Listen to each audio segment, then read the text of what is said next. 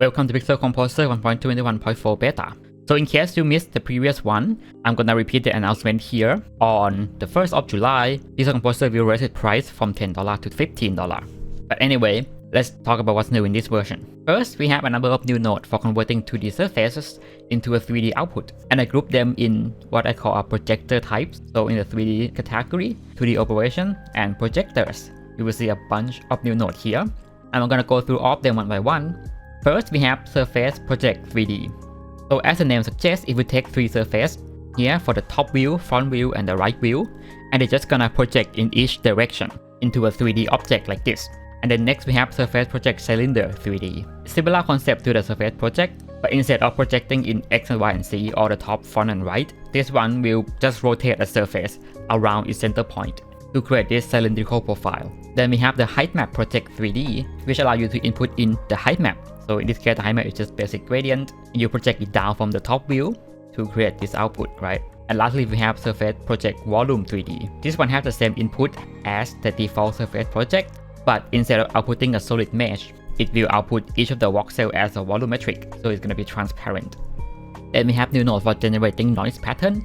First here we have Gaussian noise, so it just generates a basic noise but then apply some transformation to make it follow the Gaussian distribution. Then we have this noise cube generator, so we have the simplex cube, cellular cube, and Perlin cubes. So it basically generates a 3D noise and then output it as a cube. But you can also take a cross section of that cube into this 2D noise. And when you change the position value here, you will see how the noise evolves as it takes in the cross section from different positions. Next we have the straighten node. So this node will, well, as the name suggests, straighten a deformed surface. And there are two modes, right? There are 2D mode and there are perspective mode. So in 2D mode, you basically just define the line that you want it to be straight or you want it to be perpendicular. So here, if I click on the preview original here, it will show the original surface. I just have to align the point here, and then the node will just rotate it back to its original position and then try to recover the detail.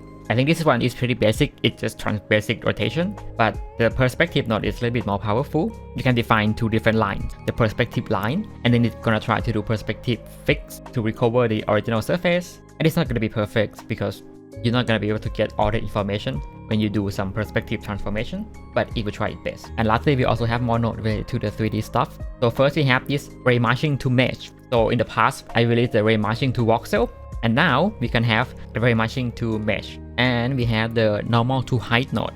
So this node will convert a normal map into a height map.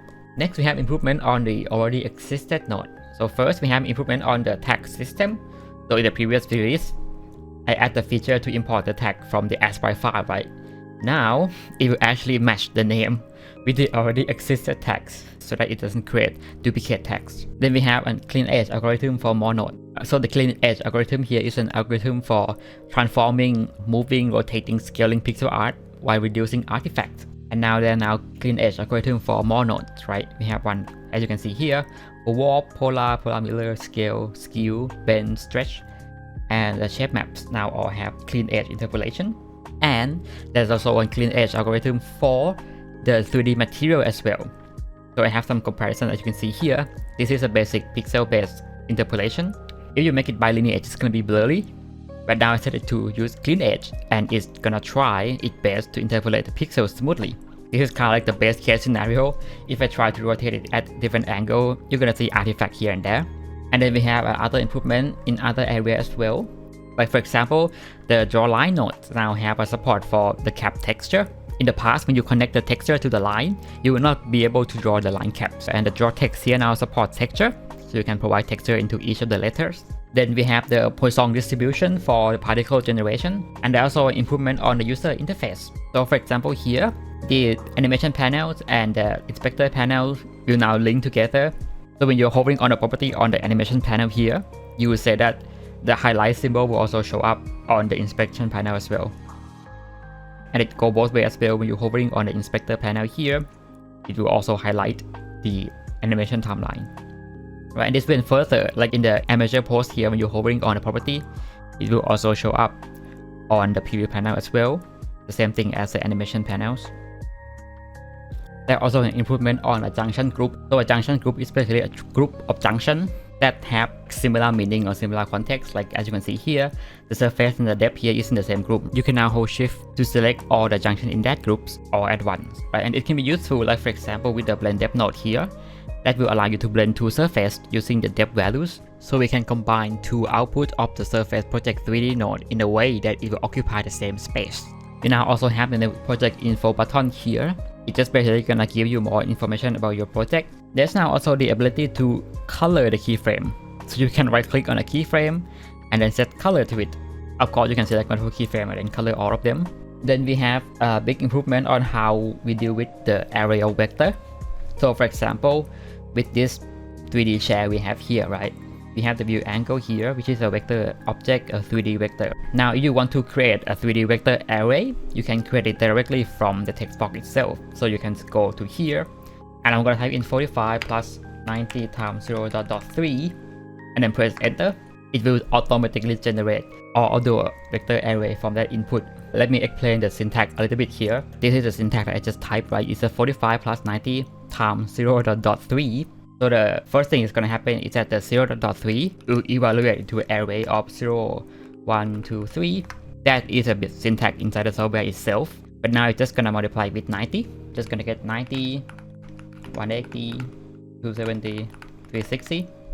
And then we're just going to add each of them with 45. So we're just going to create an array looking at 4 cardinal direction at the 45 angle offset. You can also delete a member or delete an array, or you can also add it from here.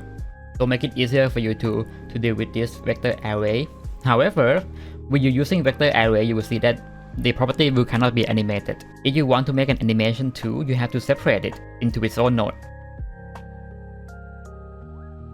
And it will look something like this. As you can see, now I only have one number that I can animate.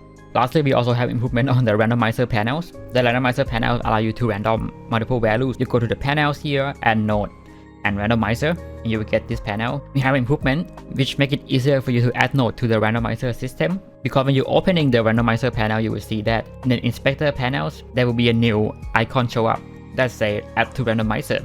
So I can go to maybe draw gradient here, and I can just add all of this into the randomizer and then give it a proper range. And as I click on randomize all, I'm just gonna randomize all the values in this list, right? As usual, we have a series of bug fixes in this version.